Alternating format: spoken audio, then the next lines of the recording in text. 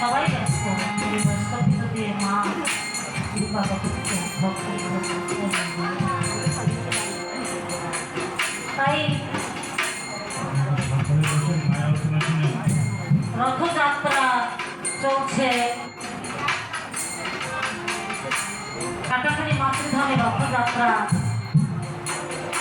ছোট্ট গোপাল রথ বানিয়ে সেই জগন্নাথের সেবা দেওয়া হচ্ছে। ছোট থেকে একদিন বড় হয়, আবার বড় থেকে অনেক সময় ছোট হয়ে যায়।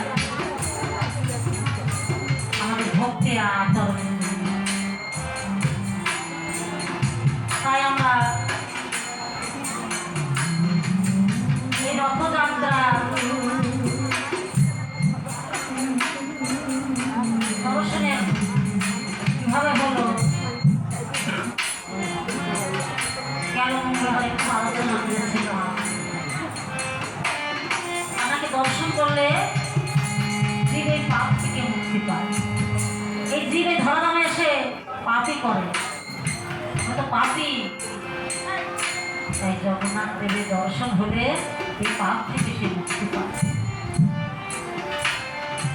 তাই সবাইকে দর্শন করার জন্য ব্যস্ততা থাকে।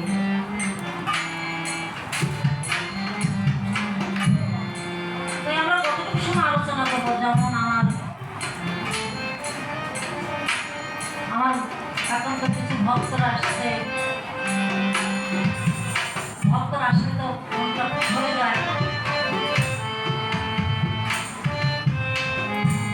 কেননা এই জগৎ সংসারে আমরা আসতে গেলে অনেক বাধা সৃষ্টি হয়। সংসার কখনো তোমাকে আসতে দেবে, তবুও আমাদের আসতে হবে। কেননা এই জগতে কেউ কারোর না।